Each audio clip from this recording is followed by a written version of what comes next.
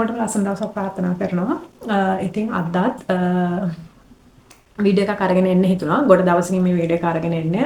ෂූලි බබා එක බිසි වුණ හින්දා ඇත්තටම වීඩියෝ එකක් කරන්න වෙලාවක් හම්බුනේ නැහැ. සති දෙක තුනක ඉඳන් හිතේ තියෙනවා සමහරක් සමාජය තුළ වෙච්ච සිදුවීම් එක්ක කතා කරන්න ඕනේ වීඩියෝ එකක් අරගෙන එන්න අවශ්‍යයි කියලා. මොකද ඒකට හේතුව මගේ channel එකෙන් මම කතා කරන්නේ බලන කෙනෙක් නම් දන්නවා මානසික සෞඛ්‍ය ගැන, අපේ ජීවිතේ අපේ අභියෝග ජයගෙන, අපේ එදිනදා දවසේ අපිට තියෙන ප්‍රශ්න අභියෝග ජයගෙන ආත්ම විශ්වාසයෙන් හිතේ සැනසීම සතුට තියාගෙන අපි කොහොමද අපේ ජීවිතය ඉස්සරහට යන්නේ කියලා තමයි මම ගොඩක් වෙලාවට මගේ channel එකෙන් කතා කරන්නේ. ඒ කියන්නේ මම මනෝවිද්‍යාත්මකව මම ඉගෙන ගත්ත දේවල් සහ මගේ ජීවිත අත්දැකීම් එක්ක මම මේ දේවල් ඔයගලන්ට එක්ක බෙදාගත්තා. මීට මාස එකමාරකට කලින් මම කරපු වීඩියෝ එකකත් මම කතා කරේ කොහොමද අපි අපේ සැනසීම තියාගන්නේ, කොහොමද අපි අපේ ආත්ම විශ්වාසය තියාගෙන මානසික ශක්තිමත් අපි අපේ ගමන ඉස්සරහට අරගෙන යන්නේ. ඒකත් කතා කරේ අපේ ජීවිතේ අහිමි කරගන්න ළමයි ගැන දැනුවත් කරන්න, තමන්ට එන මානසික ප්‍රශ්න නිසා තමන්ගේ ජීවිතේ මන්ද ගෙවනවා, තමන්ගේ ඇතුළේ තියෙන ආත්ම විශ්වාසය, ආත්ම ශක්තිය නැතුව. ඉතින් ඒ වගේ අවස්ථා දෙකක් ගැන මීට කලින් කතා කරා. මෑතකදී සිද්ධ වෙච්ච හොඳම සිද්ධිය තමයි යුනිවර්සිටි රැක් එකක් නිසා, සබරකම් විශ්වවිද්‍යාලයේ සිද්ධ වෙච්ච යුනිවර්සිටි එකේ ඒ රැක් එක නිසා ඒ දරුවෝ ජීවිතෙන් එයාගේ ජීවිතේ සියදිවි හානි කරගන්නවා. එයාට ඒ දේවල් දරා ගන්න බැරුව ඊටත් මේ මෑතකදී සිද්ධ වුණ දෙයක්, ගැන ළමෙක් බිල්ඩින් එකකින් වැටලා ඒත් එයාගේ ජීවිතය අහිමි කරගන්නවා. මේ හැම තැනකම කතා කරේ, මේ හැම තැනකම ආපු දේ තමයි මානසික ආතතියක් තිබිලා තියෙනවා, මානසික ආබාධයක් තිබිලා තියෙනවා, මානසික කඩාගෙන වැටලා තියෙනවා. හැම තැනකම කතා කරපු ප්‍රධාන මාතෘකාව උනේ, ප්‍රධාන දේ උනේ මානසිකව ඒ සෞඛ්‍ය පිරීලා, මානසික සෞඛ්‍ය යහපත් නැහැ, මානසිකව සැනසීමක් නැහැ කියන එක. ඒ නැති වුණ පුද්ගලයාගේ ඇයි මෙහෙම මානසික සහනයක් නැති වුනේ, ඇයි එහෙම දෙයක් සිද්ධ වුනේ කියන එකට කතා කරනවට වඩා ඒ නැතුණ කෙනාගේ ජීවිතය ඇතුළේ එයාට මෙහෙම ප්‍රශ්නයක් තිබ්බා කියලා අපි හරි ලේසියෙන් ඒ කෙනාව එයාට මානසික ප්‍රශ්නයක් තිබ්බා කියලා ඒකින්ද තමයි එයා ජීවිතය නැති කරගත්තේ කියලා අපි අත්හැරලා දානවා. හැබැයි අපි කතා කරන්න ඕනේ ඇයි එයාට මානසික ප්‍රශ්නයක් එතෙන්ට ආවේ, ඇයි එයා ඒ තැනටපත් උනේ, මොකද්ද ඒකට හේතුව, සහ ඒ හේතුව නැති කරන්න අපි මොකද්ද කරන්න ඕනි කියන එක ඇත්තටම සමාජයක් විදිහට, රටක් විදිහට කතා කරන ප්‍රමාණය සෑහෙන අඩුයි. අපි ගත්තාම මම කෙනෙක් විදිහට දැන් මට ඒ දේ දැනෙනවා, සහ ඕනි මම කෙනෙක්, තාත්තා කෙනෙක් අවුරුදු 18ක් 19ක් තමන්ගේ දරුවා දුක් විඳලා උගන්නලා මහන්සියෙන් හම්බ කරපුවා දරුවා වෙනුවෙන් වේදම් කළේ ළමයා හොඳ තැනකට අරන් එන්න උගන්නලා ඉස්සරහට යවලා සමාජයේ ප්‍රශ්නයක් නිසා, සමාජය ඇතුළේ ඇතිවන සමහරක් මිනිසුන්ගේ තියෙන අඩුපාඩු, සමහරක් මිනිසුන්ගේ තියෙන වැරදි නිසා පීඩනයට පත් වෙලා තමන්ගේ දරුවාගේ ජීවිතය අහිමි වෙනවා කියලා එක දකින්න කිසිම දෙමව්පිය කෙනෙක් කැමති වෙන්නේ නැහැ. ඒක තමයි සමාජයේ යථාර්ථය. හැම මිනිස්සෙක් විදිහට, අම්මා තාත්තා කෙනෙක් විදිහට, මිනිස්සෙක් විදිහට කවුරුත් කැමති නැහැ තමන්ගේ දරුවට අවඩක් වෙනවට, අසාධාරණයක් වෙනවට, අයහපතක් වෙනවට. හැබැයි මේ පින කිහිපය තුළ මේ සිදුවෙච්ච සිදුවීම් එක්ක සිද්ධ වෙලා තියෙන්නේ, එකක් ගත්තාම සමාජයේ ඇතුලේ සමහරක් මිනිස්සුන්ගේ හිතේ තියෙන තෙතමනය, තව කෙනෙක් ගැන තියෙන අනුකම්පාව, තව කෙනෙක්ට දැක්විය යුතු සහයෝගය, තව කෙනෙක්ට කරන්න ඕනි ගරුත්වය, මේ කියන දේවල් ඒ සමහරක් මිනිස්සුන්ගේ හිත වලින් ගිලිහිලා තියෙනවා. සහ ගොඩක් වෙලාවට අපේ ළමයි දුර්වල වෙලා තියෙනවා. තමන්ට එන අභියෝග, තමන්ට එන ප්‍රශ්න වලට මුහුණ දෙන්න තරම්, අසාධාරණකම් වලට මුහුණ දෙන්න තරම්, නැගීටින තරම් තමන් තුළ ශක්තියක් ගොඩනගාගෙන නැති එක පැත්තකින් ප්‍රශ්නයක් වෙලා තියෙනවා. කොහොම වුණත් අපි මනුස්ස විදිහට පැහැදිලිවම ජීවිතේ අපි තේරුම් ගත යුතු දෙයක් තියෙනවා. අපි කවුරුත් කැමති නැහැ අපිට කරදරයක් වෙනවට. ඔයා කැමති නැහැ ඔයාට කරදරයක් වෙනවට. ඔයා කැමති නැහැ ඔයාට හිංසාවක් කවුරුවත් කරනවට, ඔයාව අපහසුතාවයට පත් කරනවට, ඔයාව තව කෙනෙක් ඉස්සරහා ලැජ්ජාවට පත් කරනවට, ඔයාව තව කෙනෙක් ඉස්සරහා නිර්වස්ත්‍ර කරනවට කවුරුත් මනුස්සයෙක් විදිහට, පුද්ගලයෙක් විදිහට කැමති නැහැ. ඒක තමයි ඇත්ත. එතකොට ඔයා ඔයාට කරන්න අකමැති දේ ඔයා තව කෙනෙක්ට කරන්න පුළුවන්ද කියන තැනට මේ මිනිස්සුන්ගේ හිත තුළ ආකල්පමය වෙනසක් ඇති කළ යුතු වෙනවා.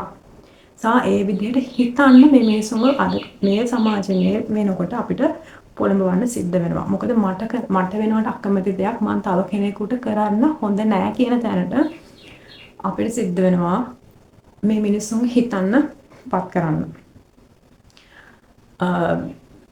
යුනිවර්සිටි එකක් ඇතුලේ සංස්කෘතියක් උපසංස්කෘතියක් කියලා දෙයක් තියෙනවා කියලා කියන අතර මට විශ්වවිද්‍යාල අත්දැකීම් නැහැ. ඒකෝට මම දන්නේ නැහැ ඒක ඇතුලේ සංස්කෘතිය කොහොමද ළමයි හැසිරෙන්නේ කොහොමද. හැබැයි අපි හරි ආසයි ඉස්සර ඒ ලෙවල් කරද්දී අපේ අරමුණ වෙන්නේ අපි කොහොමද කැම්පස් යන්න ඕනේ, විශ්වවිද්‍යාලයකට යන්න ඕනේ, විශ්වවිද්‍යාලයක උපාධියක් ගන්න ඕනේ. ඔය කියන දේවල් තමයි අපේ හීන වෙන්නේ. එතකොට පාසලක් ඇතුලේ අපි ගුරුවරු සෑහෙන විශ්වාස කරනවා, අපි යාළුවෝ විශ්වාස කරනවා. හරි බැඳීමක් අපි ඉගෙන ගන්න කාලය ඇතුලේ හරි හොඳ වටපිටාවක් අපිට අපේ ජීවිතය ඇතුලේ ගෙවන්න තිබ්බා.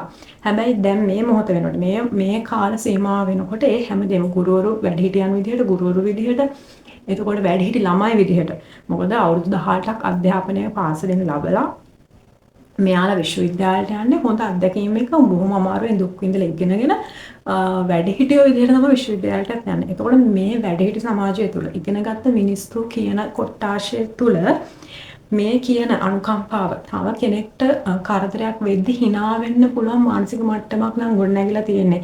තව කෙනෙක්ව අපහසුතාවයට පත් කරලා hina වෙන්න පුළුවන් ඉන්නේ මානසික මට්ටමක් නම් ගොඩනැගිලා තියෙන නිසා ඒ විදිහේ තත්ත්වයකට පත් කරලා ඒක සාධාරණීකරණය කරන්න පුළුවන් විදිහට කතා කරන මානසික මට්ටමක් නම් මේ මිනිස්සු තුල ගොඩනැගිලා තියෙන. අපි සමාජය යන්නේ කොයි තැනටද තව ඉස්සරහට මේ එන්න ඉන්න දරුවන්ට ඒ ජීවත් වෙන්න ඉන්න දරුවන්ට අපි කොයි විදිහේ සමාජයක දායාද කරලා තියෙන කියන එක අපිට හිතන්න වෙනවා.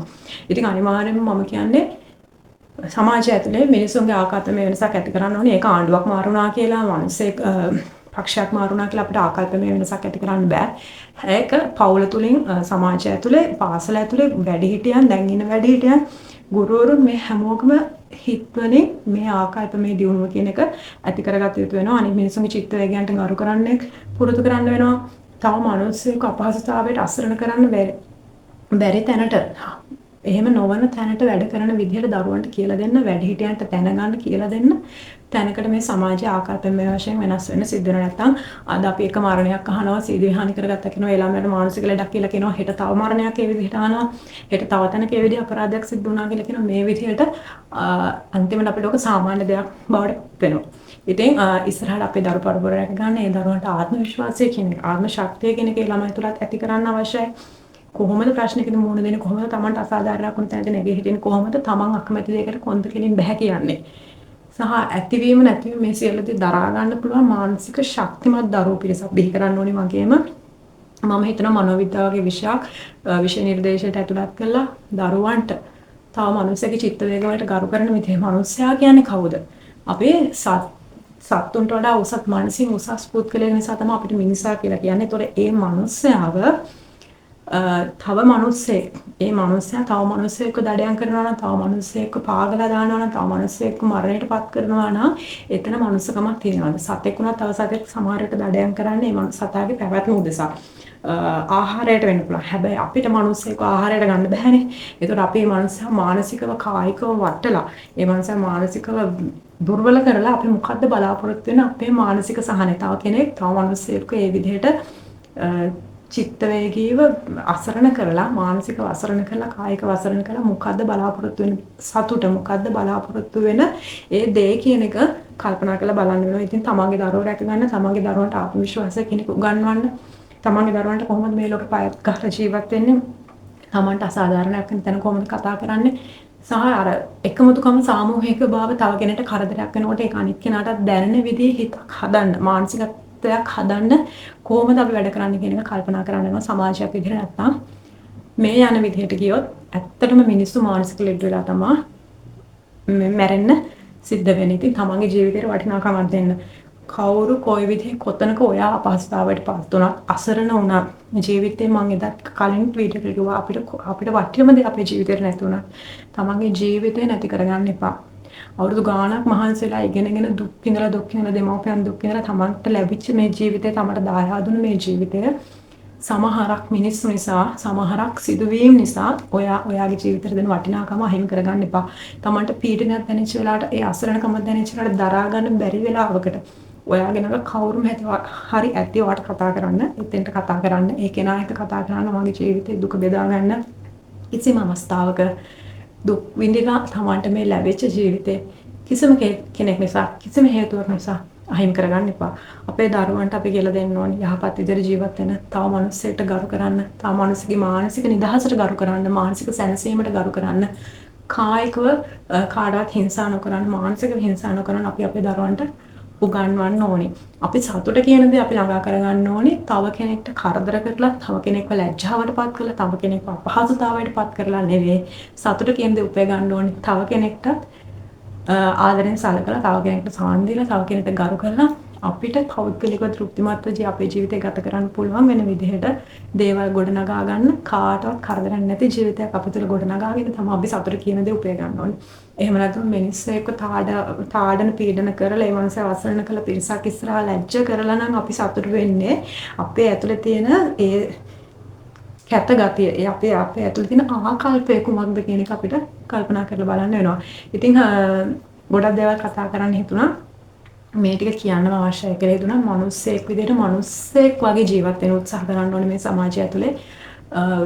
තව මිනිස්සෙක් පීඩාවට පත් කරලා ඒ මනුස්සයාගේ සතුට ජීවිතය උදුරගෙන සැනසීම තමන්ගේ සතුට වෙනුවෙන් තව කෙනෙක්ගේ සැනසීම උදුර ගන්න නැතුව කොහොමද සැනසීමෙන් ජීවිතේ තමන්ගේ සතුට තියාගෙන අනිත් මනුස්සයාගේ සතුට රැකලා දීලා තමන්ගේ ජීවිතය ගත කරන්න කියලා කල්පනා කරලා බලන්න. ඒ ආකල්පමය වෙනස ඔයා තුල ඇති කරගන්න, ඒක සමාජය තුල ඇති කරගන්න උත්සාහ කරන්න.